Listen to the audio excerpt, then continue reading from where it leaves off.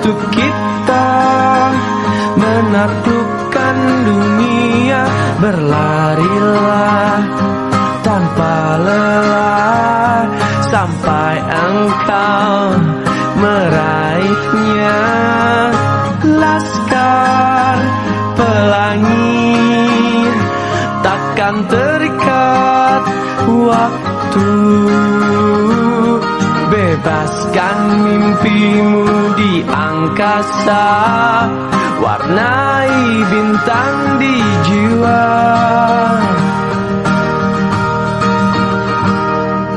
Menarilah dan terus tertawa, walau dunia tak seindah surga. Bersyukurlah pada yang kuasa, cinta kita di dunia selamanya.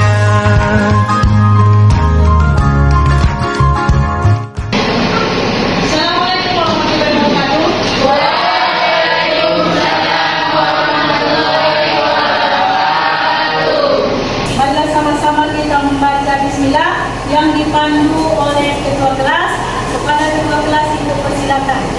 Kita melewati perjalanan kita berdoa. Doa dimulai.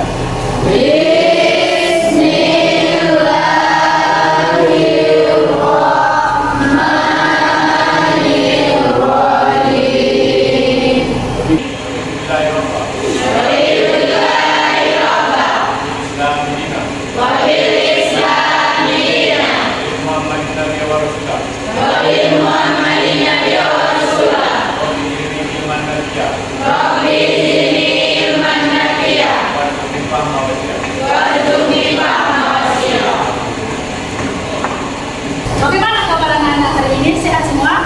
Sehat. Rapi nggak anak-anak ibu hari ini? Dia tidak cantik, tak rapi lagi ya kan? Coba, sudah rapi? Sudah. Rapi, kelengkapannya kita bawa semua hari ini kelengkapannya. Sudah. Pulpen, kemudian buku kimianya, apa yang sudah ibu suruh kemarin, semuanya dibawa? Alhamdulillah ya, kalau sudah dibawa semuanya, berarti sudah semangat hari ini untuk mengikuti pelajaran. Nah, di sini ibu tanyakan dulu, hadir semua atau nama yang tidak hadir? Ada bu. Atas nama siapa itu? Biar ibu absen dulu. Hari waktu, kemudian Wahyudi, sama Nah, apa keterangannya ini? Alfa bu. Berarti alfa ya? Oke. Berarti hanya itu saja kan yang tidak hadirkan? Nah, untuk itu karena ibu lihat ini semuanya sudah semangat, kemudian apa yang sudah ibu suruh kemarin sudah dibawa dengan semangat ke sini, maka ibu dulu melakukan dulu memberikan soal kepada kalian dulu ya. Ibu lihat dulu, kamu belajar nggak di rumah ya seperti itu. Nah, coba ibu bagikan dulu masing-masing orang, silakan nanti kerjakan dengan baik dan benar. Jangan lupa kasih namamu ya.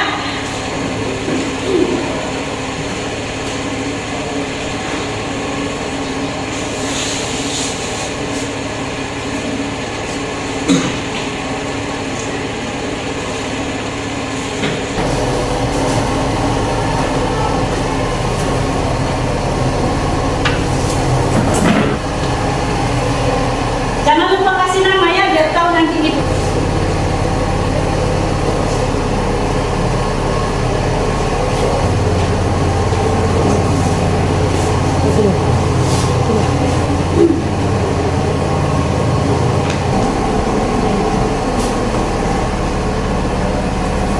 Sudah semua? Sudah mengumpul semua? Sudah. Untuk itu coba dulu perhatikan ke depan.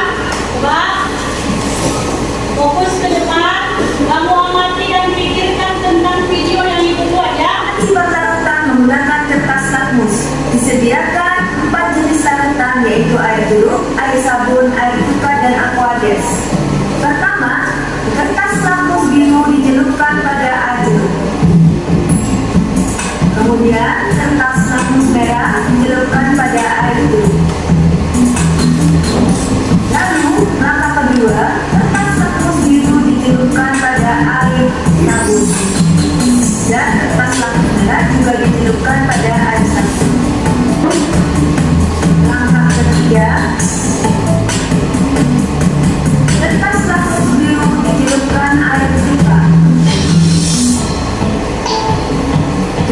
Kertas lambus merah dicelupkan pada air cuka.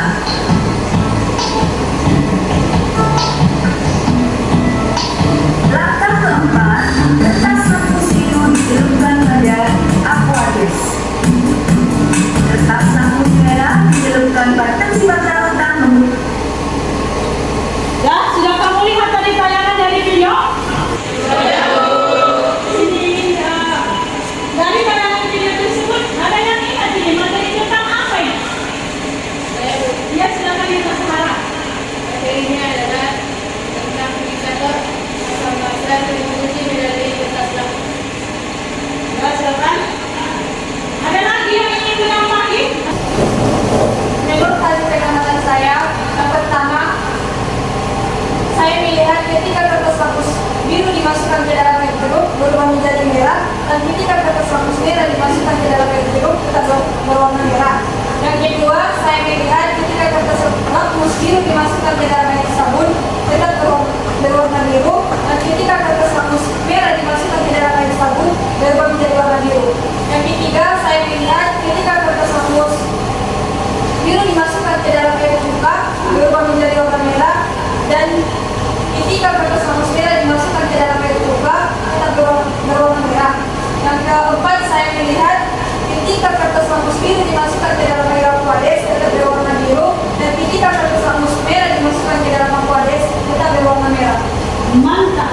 Jadi, ada lagi yang ingin menyimpulkan tentang apa yang sudah disampaikan oleh temannya? Ada? Baik, silakan Raisa. Saya menyimpulkan dari apa yang disampaikan sebelumnya bahwa larutan yang menghasilkan asam adalah air jeruk dan cuka, dan dilihat dari perubahan warna tetap berwarna biru berubah menjadi merah ketika dicelupkan ke dalam air jeruk dan cuka. Larutan yang bersifat asam adalah air sabun, dan dilihat dari perubahan warna tetap berwarna merah berubah menjadi biru ketika dicelupkan kepada air sabun. Dan larutan yang bersifat netral adalah aquades, yang dilihat dari tidak adanya perubahan warna pada kedua tak langsung ketika dicelupkan pada aquades. Tepuk tangan dulu. Karena kemarin kita sudah belajar ini tentang indikator asam basa ini. Nah, kemudian di sini perlu Ibu sampaikan, kita patut bersyukur kepada Tuhan Yang Maha Esa. Berkat asam basa, berarti ada banyak manfaat dan kegunaan dari asam basa ini. Yang pertama, di bidang kesehatan, di bidang pertanian, dan juga di dalam kehidupan kalian sehari-hari banyak nanti manfaat daripada asam basa ini. Diproses menjadi sabun. Nah, bagaimana kalau seandainya di dakwah tidak ada di sini diciptakan semuanya kan? Nah, berarti kalian ini jauh-jauh datang ke sekolah, mau datang ke sekolah, itu tak pernah pakai sabun. Nah, untuk itu kita patut bersyukur kepada Tuhan Yang Maha Esa ya. Nah, kemudian di sini Ibu bertanya dulu Ibu ini. Kan kamu sudah menonton tayangan video tadi, sudah kamu tonton tadi indikator kertas lambus tadi. Nah, Ibu berpikir, bisakah kamu tentukan, misalkan air jeruk dengan air cuka, bisakah kamu tentukan mana larutan yang paling asam? Tidak. Saya itu menggunakan apa itu tentang kata-kata ini? Ada yang dalam Ibu ini ada? Nah, ya silakan. Lebih tinggi nilai asam perbatasan dari Oke, bagus ya. Nah, berarti tidak bisa kita tentukan. Tentu kita hari ini. Di mana nanti setelah melakukan kegiatan pembelajaran, maka tujuan pembelajaran yang harus kita dapatkan.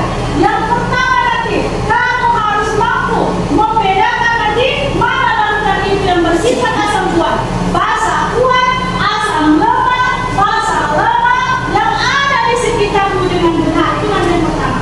Yang kedua nanti, sudah kamu bisa membedakan. Berarti kamu dapat nanti menghitung berapa nanti pH larutan. Apa saja ion OH negatif yang dilihat berdasarkan kesetimbangan atau konsentrasinya dengan benar. Ya, kemudian jika kamu lihat konsentrasinya dengan benar, kamu juga harus mampu nanti menghitung pH larutan asam atau basa berdasarkan kesetimbangannya dengan benar. Itu kan nanti tujuan pembelajaran kita. Bisa dipahami ini semuanya. Bisa ya? Nah, jadi begitu karena kamu juga sudah paham, coba dulu. Nah, di sini ada sebuah permasalahan yang Ibu buat ya. Perhatikan lagi ke depan. Ya, nampak? Nampak? Silakan kamu pikirkan gambar yang ada di depan yang Ibu buat. Sudah kamu pikirkan? Ya? Jadi nanti kalian Kenapa bisa pH-nya berbeda ya kan? Seperti itu. Jadi untuk itu kepada anak-anak ibu semua, silakanlah nanti kalian membentuk kelompok sesuai dengan apa yang sudah ibu umumkan minggu yang lalu. Silakan.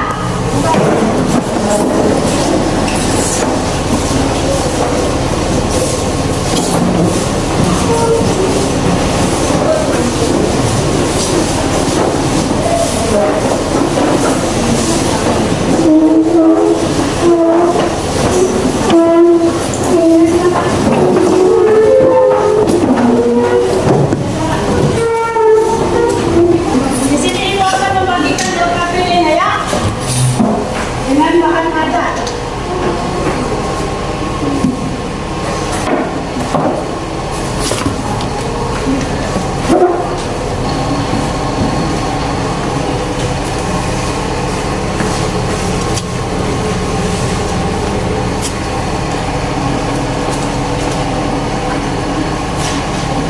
Ya, silakan. Kalau sudah, sambil nanti kamu lihat itu, coba dulu kamu perhatikan lagi ke depan. Oke, Assalamualaikum warahmatullahi wabarakatuh. Jumpa lagi ya bersama saya Kareka Adi di pembelajaran ini. Dan di pembelajaran hari ini kita akan mempelajari tentang konsep pH dan pOH. Diharapkan setelah kalian melihat video ini, kalian dapat menjelaskan pengertian kekuatan asam dan menyimpulkan hasil pengukuran pH dari beberapa larutan asam dan batu berdasarkan konsen ionan atau alfa ya, dan tetapan asam Ka atau tetapan pH dan pOH. Nah, berdasarkan teori asam basa ini menimbulkan konsentrasi asam dan alami kekuatan asam basa. Kekuatan asam maupun basa dapat dibedakan menjadi dua jenis berdasarkan kemampuan periodisasinya, yaitu ada asam basa kuat dan ada asam basa lemah. Nah, kamu sudah menyaksikan video pembelajaran. Sekarang silahkan kamu diskusikan dengan teman sekelompokmu. Kamu sudah menyaksikan tadi video pembelajarannya, dan semua yang ada di video pembelajaran juga ada kaitannya dengan LKPD yang sudah ibu kasih. Silakan didiskusikan ya. Nah, nanti coba kamu tanya sama ibu ya. Silakan. Akan berbagi itu ada banyak itu LKPD-nya. Boleh kamu lihat dari handphone apa tadi materi yang tadi sudah ibu kasih kemarin kan melalui grup ya. Sudah ibu kasih linknya karena ibu lupa menemukan di LKPD. Sudah.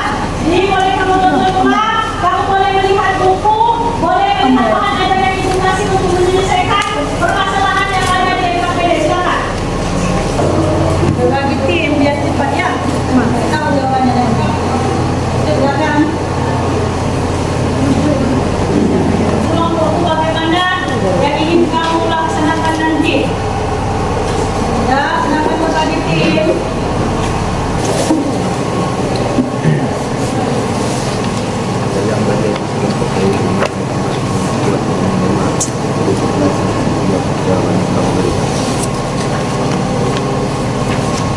Fokus hanya di hasil kalian ya. Ada di situ LKPD yang ingin dipecahkan. Ya, makanya berbagi tim apanya biar jangan sendiri-sendiri kan. Misalkan kan mereka satu dua, kau ini sama ini gitu kan, seperti itu biar cepat kita kan. Paham kan? Yang mau dikerjakan kan? Dan kenapa? Semua? Sudah, kita lanjut ke tahap selanjutnya, yaitu mempresentasikan hasil diskusi kelompok kalian. Kepada kelompok satu, ibu persilakan.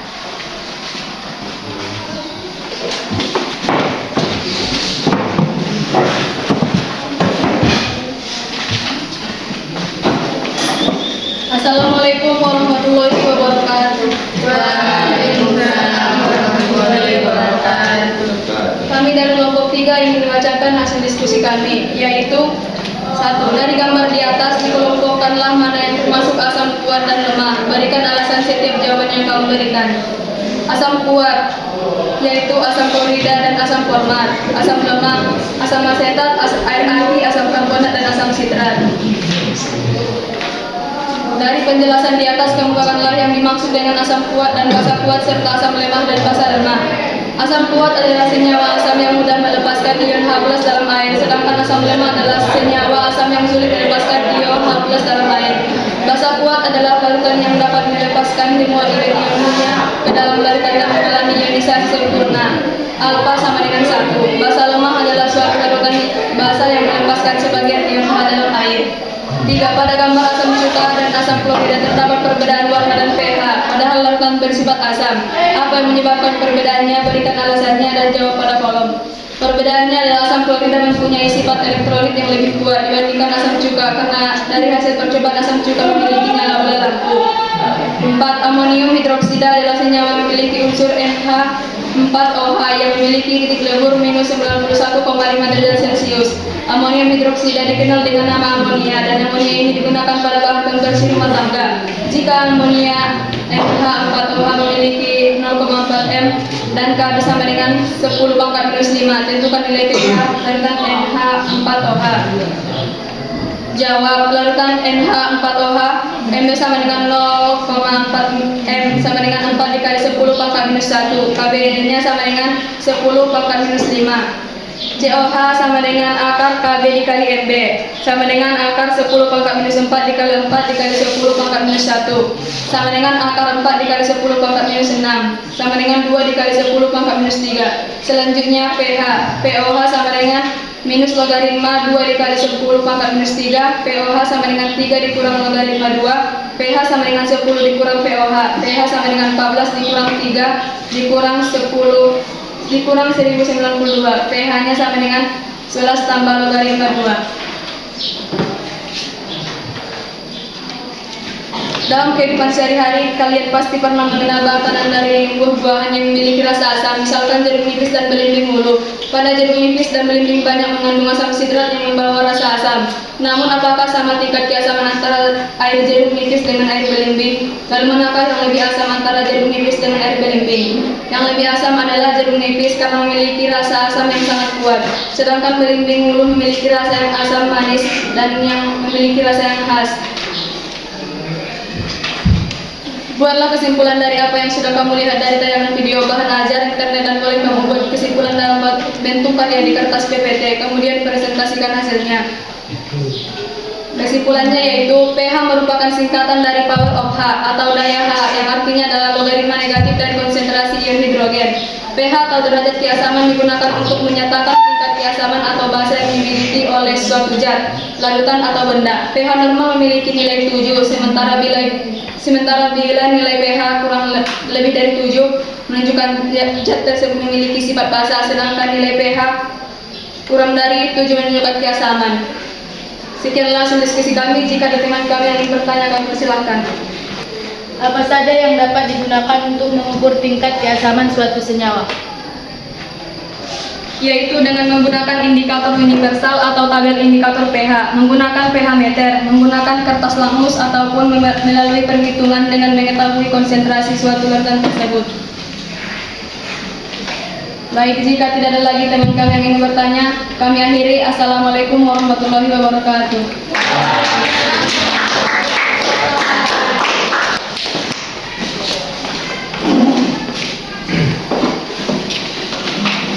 Nah, kalau sudah, silakan kamu perhatikan lagi ke depan. Di sini Ibu akan kita akan sama-sama memberikan kesimpulan terhadap apa yang sudah kita diskusikan ya. Jadi untuk itu, dengarkan ke depan.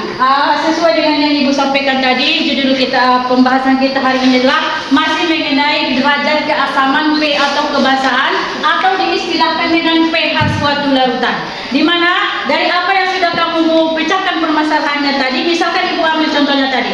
Misal, belimbing ulu dengan jeruk nipis. Di antara dua larutan tersebut, manakah larutannya yang memiliki sifat asam yang paling tinggi? Itulah pertanyaannya yang Ibu di ONKPD. Nah, sekarang kamu sudah membahas di sini, Ibu perlu menyimpulkan sedikit bahwasanya yang paling tinggi derajat keasamannya atau keasamannya adalah terdapat pada jeruk nipis. Kalau kita lihat tadi atau kita praktikumkan, pH meternya itu nanti mengacu kepada 2,3 untuk jeruk nipis, itulah pH-nya. Sementara kalau untuk belimbing ulu tadi, pH-nya itu berkisar 3,3. Jadi kesimpulannya di sini, kenapa bisa jeruk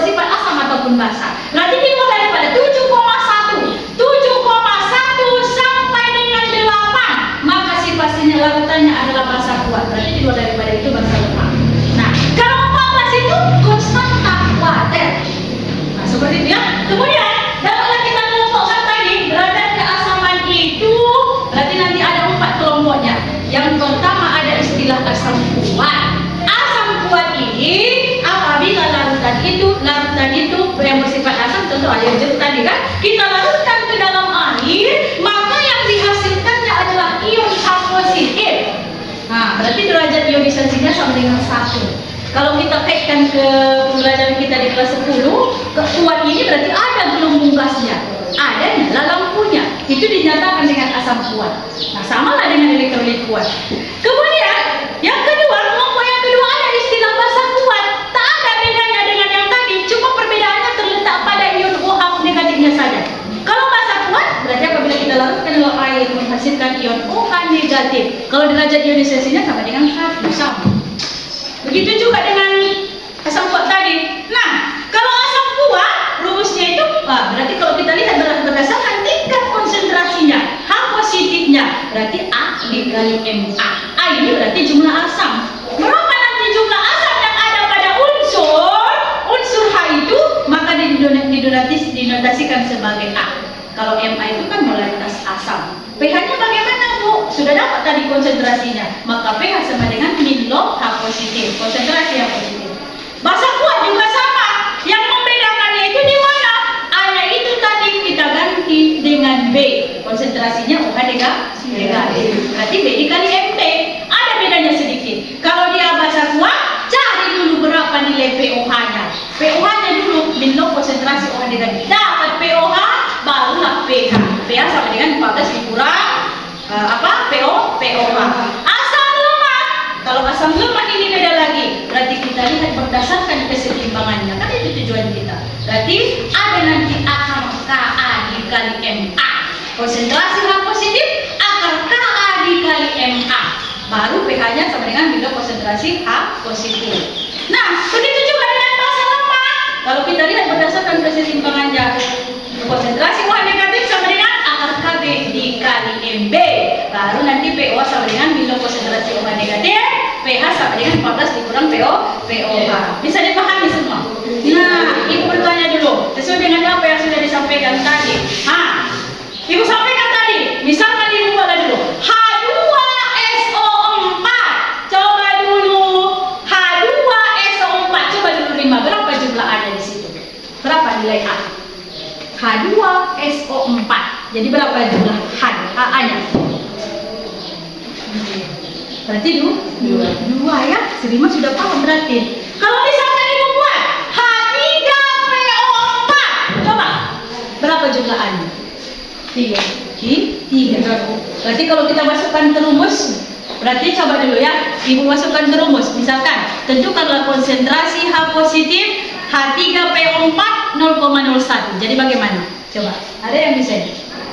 Tentukanlah konsentrasi H positif, berarti H3PO4 0,01. Dengan rumus tadi, A dikali MA. Ada yang tahu?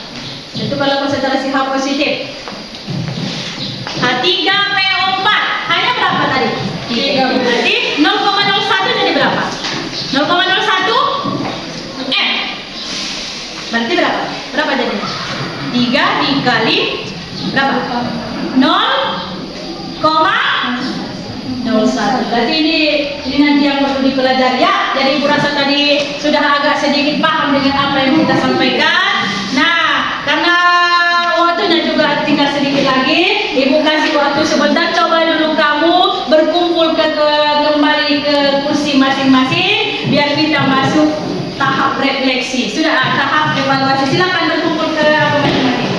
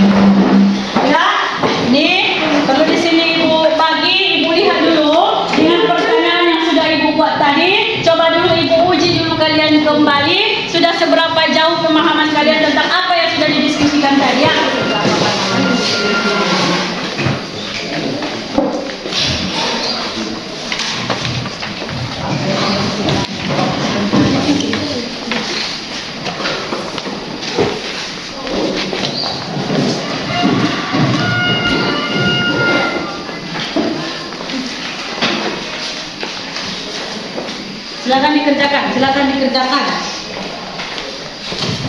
Silakan dikerjakan. Nah, pertanyaan.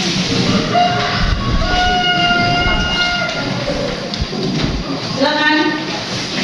Silakan dikerjakan ibu waktu, ibu kasih waktu 3 menit ya.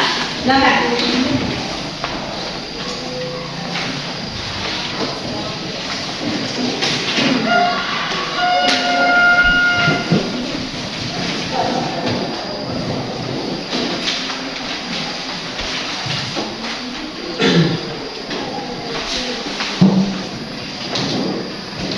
Sudah?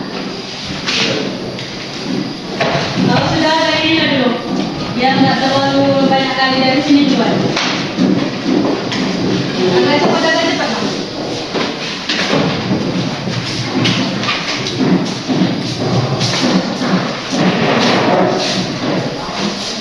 Lanjut.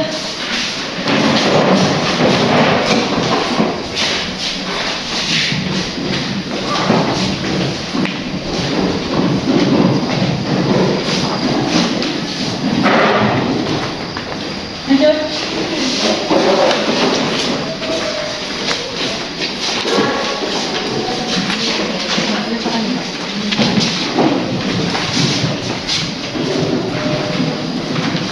Lanjut, ada lagi?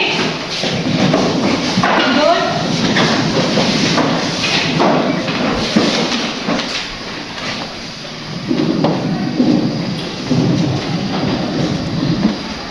Sudah?